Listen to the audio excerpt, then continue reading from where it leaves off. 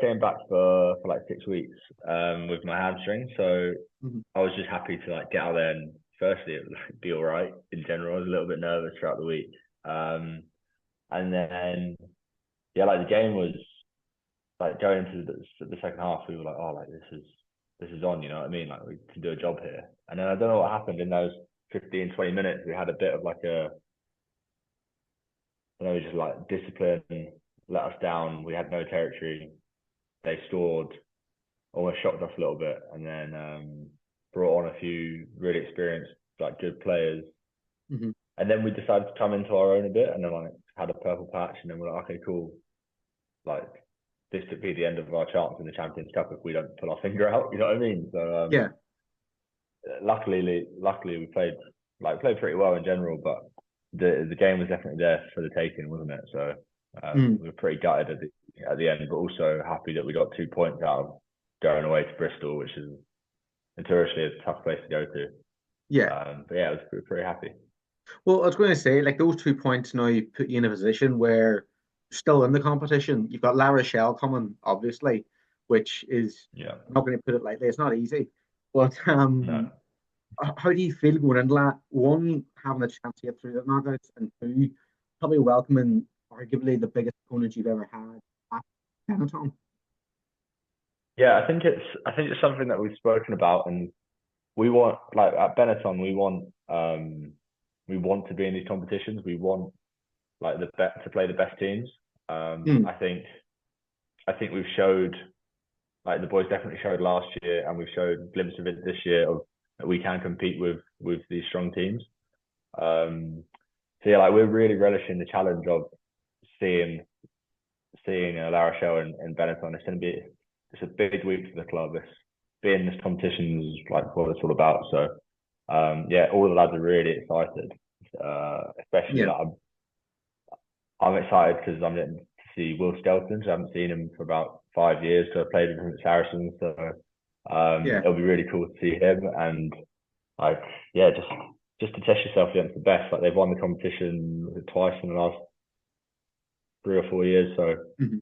um, yeah, like I'm really excited. All the boys are really excited. It's a great week ahead. Well, as you say, you're at Saracens previously, and you're at Bath and Munster. What's life like in Italy and in Benetton? How's your Italian? I know you've obviously got Italian family, but how's it all going? Yeah, it's all going really well. It's definitely different here compared to those three clubs. Like those, I've been very lucky for the teams I've played for. Um, I've always said I'm going to use rugby as a tool to travel the world and like see the world in a different way, get to meet people, see different cultures. Um, so yeah, like it's really fun. Like you know what I Mm. mean? It's a completely different way of thinking. Um, and yeah, like I've just tried to throw myself in this environment as much as I can. I'm trying to learn the language as quickly as possible. Yeah. Never been known as from my friends as a bit of a linguist, but Right. I'm trying my best. I'm trying my best. But yeah, like I said, I just try and throw myself into every little like environment I can. Like being at Saracens was amazing. We always had like big stars in the club, and from all different nationalities. Um, then going to Munster and sort of seeing how the Irish like to live, and it's slightly different to how it is in England. All the little nuances and stuff, but also being with Johan van Graan and the South Mm. African style of play, and then going to Bath with Johan, and just sort of finding myself again because I found myself a little bit maybe didn't play as much as I wanted to at Munster, and then found myself up again at Bath, and Yeah. then use that, and then came to Italy and just threw myself into something completely different. So it's it's been pretty cool. I'll be honest with you. Like you just see the world in different ways, see different perspectives, different environments, and it's just quite nice. Yeah, it's just Well, different. I was going to say, like, obviously, like, you went to Italy, and look, I can say you probably hit the ground running with you've got your first kind of international cap at in Italy, not too long after joining Benetton itself. How did that feel, and Yeah, where can you think you can go with Italy? yeah. for me, it's like I didn't want to do something like half-hearted almost. Like I said, you know what? If if there's an opportunity to go and play for Italy, I'll go and play in Italy as well. You know what I mean? So Hmm. um, for me, like I just want to try. Like obviously, Italy's getting better and better every year as a Yeah. rugby nation, and there's a conscious effort for everyone in an Italian shirt to try and grow the game as much as possible here. Hmm. Um, for me personally, I just try and use what I've learned in obviously the previous teams I've been in and really just throw myself into this Italian team and hopefully it will go well. You know what I mean? Yeah. And hopefully I'll get some more games and hopefully I can be part of a winning team and a winning squad that really not puts Italy on the map because Italy are already on the map, but really it sells Yeah. Italian rugby. So and we've got a really good squad. Boys with a lot of experience now, a good crop of young players as well coming into their own. Hmm. So yeah, it's a really exciting time to be part of Italy rugby, and I'm happy to be here. Well, I was going to go back on the point you made as well of you're talking about always learning and kind of culture. You want to experience as much as you can. Did you kind of take that kind of idea maybe from your parents in terms of obviously your dad played for New Zealand, he's lived in England, Irish family, your ma, Italian background, all that. Like there's so much coming Yeah, together. Did you only kind of just take all that and go further? yeah, a little bit because I don't know, like even my brother lives in Australia, so like we're just all over the place. You know what I mean? Yeah, So yeah, it's almost I've never really when someone says like, "Oh, like who do you support?" I never really know, yeah, and I don't. It's like my dad obviously played for the All Blacks, so I always watched the All Blacks growing up and being like, yeah, oh, like that'd be cool to play for them, or like I'd support them. And then it's like, oh, like I grew up playing through the English rugby system, so yeah, then I started playing for like England under 16s, 17s, 18s, 20s, and I was like, oh, like I guess I support England now. You know what I mean? Like this is kind of like what I'm doing. And then I went to Munster. I was like, I guess I support Ireland now. Like all my yeah, friends are now playing the Ireland shirt and stuff. So now here I am in Italy. So yeah, you're probably right. My parents got me a little bit confused, maybe, but no, it's. I'd rather have it this way. I think I'd rather have it this way because again, we're not just like rugby players. It's not just about like like it's not just about England. It's just not about Ireland. It's like me as a person, and I get to learn from all of these different cultures, all of these different environments, yeah. and it's a little bit a part of me as well. So it's pretty cool. But like for me, I'm pretty happy with it. Like I wouldn't change it for the world. Well, I was going to pick you up on one point, which was you say you don't support anyone, but are you not like a big Arsenal fan? Okay, yeah, I support Arsenal. I support Yeah. Arsenal. Yeah, yeah, yeah. You got me there. You got me there. But Um, rugby yeah, wise yeah, now, obviously, I support Italy, right? yeah, Let's get that straight. Yeah. yeah. But Arsenal are my number one football team. Yeah. So dad supported those guys. I supported them for all his life. So me and my Yeah. brother just You just just tag support them tag as along. well.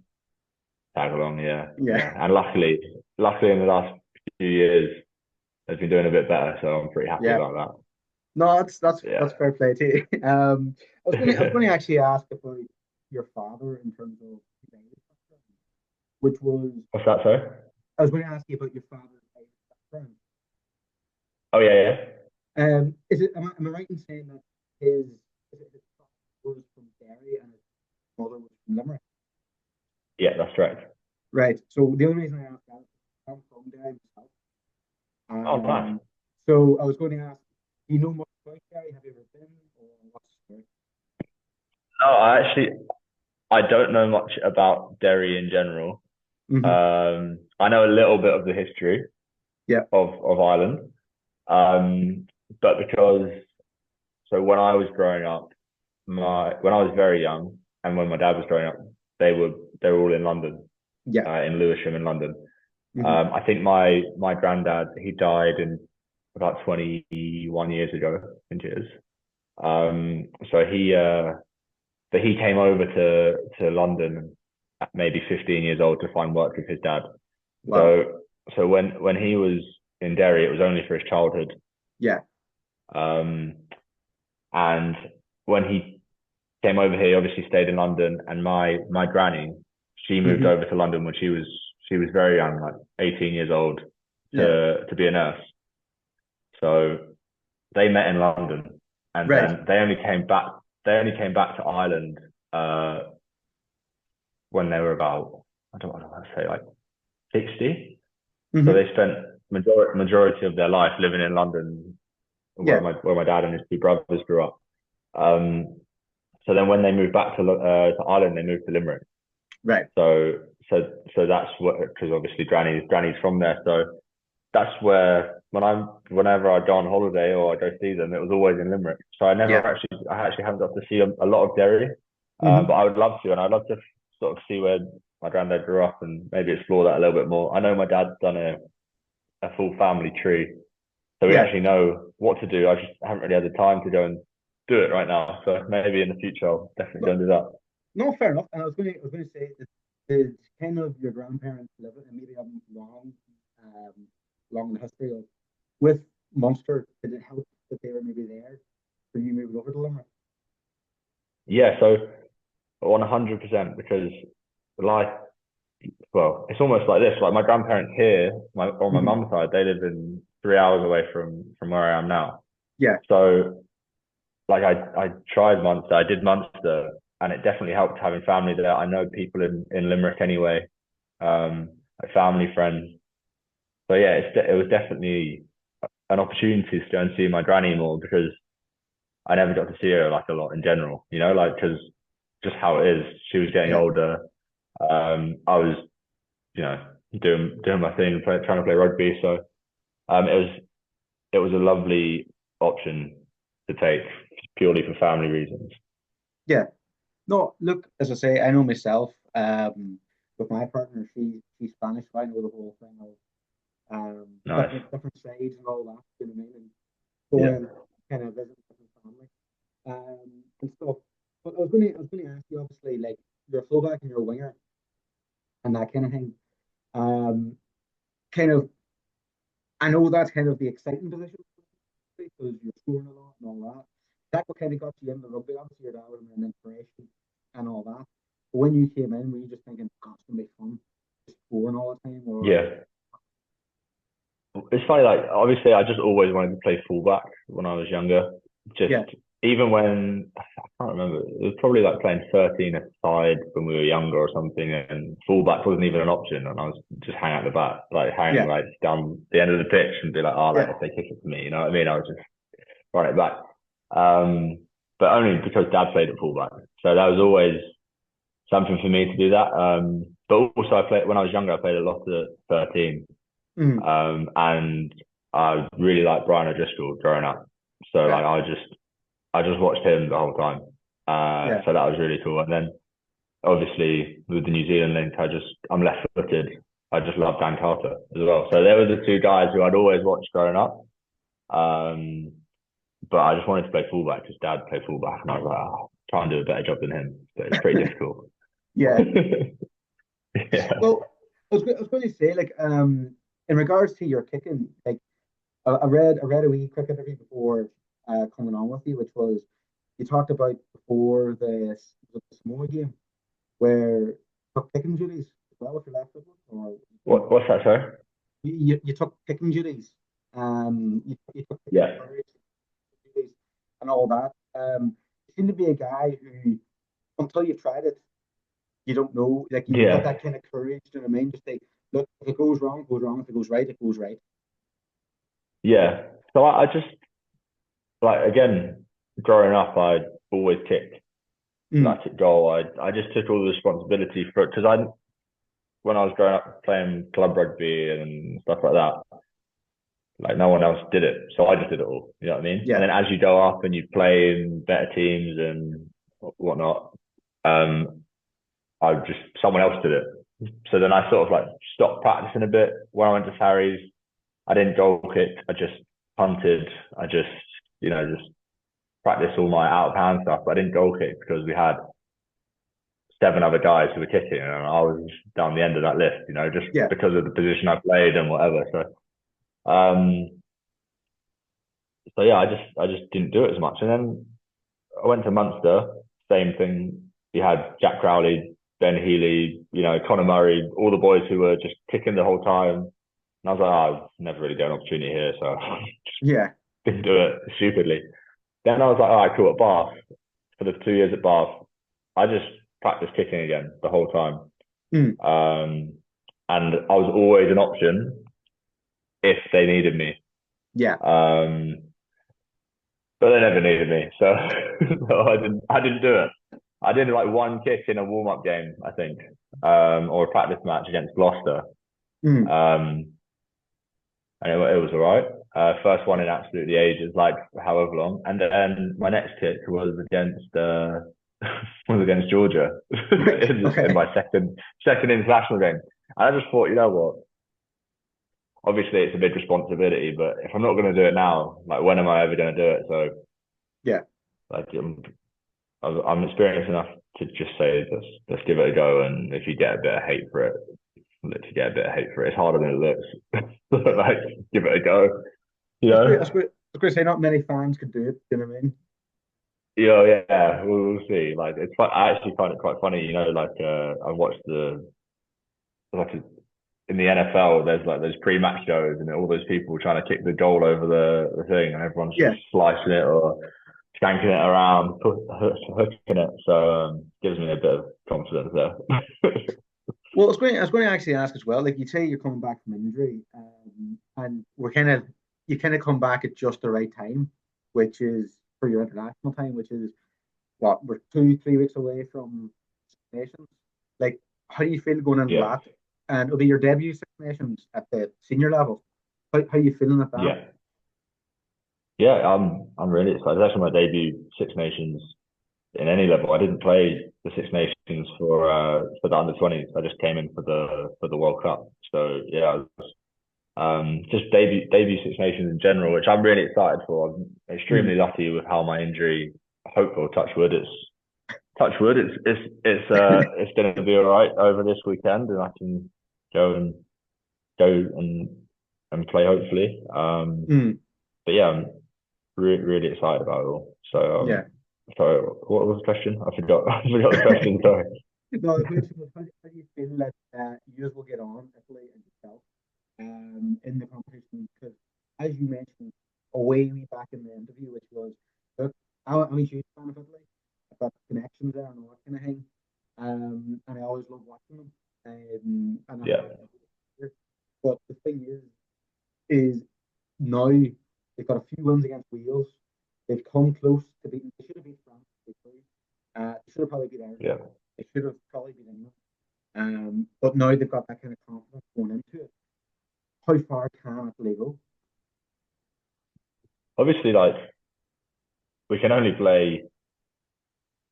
It's difficult. You don't want to set like you give yourself expectation, but you don't want to you know push yourself too high and think you're better than you are or you're not better than however you are. So for us, we just need to keep getting better than our last performance, and hopefully Mm. that'll be good enough to win some games. Like obviously we did pretty well in the last Six Nations, the best Six Nations I think they've had, and we're just trying to improve on that because when we play like we play with real ambition, we play with no fear. So I think we've got a good opportunity to do well, but we've got to keep ourselves humble and say, right, this is hard work. We Mm. we know it's not just going to be given to us. Mm-hmm. Obviously, we performed really well last year, and now people aren't going to take us lightly at all. Like, you know what I mean? They're going to really focus. Like, not saying they've never focused on us, but Yeah. there's it's a point to prove. Like we're going to try and beat Italy here. So that we're really excited to see how it all goes. So yeah, I'm really excited to be involved and hopefully get some game time. And then the last kind of question for you is just before you can go and enjoy the Italian weather, I'm probably guessing it's probably pretty nice. Mhm. But it's obviously as a professional athlete, you have to kind of find other things to keep yourself entertained outside of training and all this. And I was reading, and it was saying that you like doing like video editing and gaming and all this kind of stuff. Yeah, Like, how yeah, serious yeah. do you take that, or is it just for like fun? No, not really seriously. I just like doing Mm. it on the side. Like, I made Okay. a YouTube channel recently, like in the past month, try and upload one video a week, just like on the Okay. side. Yeah. So I've recently just been doing like vlogs, just of well, since I've been injured basically. So I did Right. a video every week of just like how the injury's going and how like what I'm up to. You know, like me and my girlfriend experience in Italy and just Yeah. doing stuff really, not taking it very seriously. I'm not a very serious guy in general, Yeah. but I'm just trying to find ways to keep myself entertained and hopefully some people like it. You know what I mean? So Yeah. just yeah, I just just and also like editing is a skill. So Hmm. that you talk about life after rugby, you talk about life after whatever. I'm trying to learn Italian and I'm trying to like I'm trying to like get my editing better. So hopefully Mm. they're like hard skills that I can use elsewhere. And it's while I've got a bit of free time, just Mm. trying to make my brain work. So and it's about me. It's a bit of fun. You know, we can have a laugh about it as Yeah. well. And like people like to take the piss, but I just think, who cares? It'll be all right. you know, you know. Look, that's honestly, Matt. Like as I say, you're living probably a dream that you probably had as a Wayne. So what does it matter? Exactly. Do you Exactly. know what I mean? You're But right. Matt, look, it's been really lovely talking to you, and I wish you all the best, not just for the weekend, but going further forward. So, look, I really Thank you, appreciate mate. it, man. No, it's all good. Lovely speaking to you.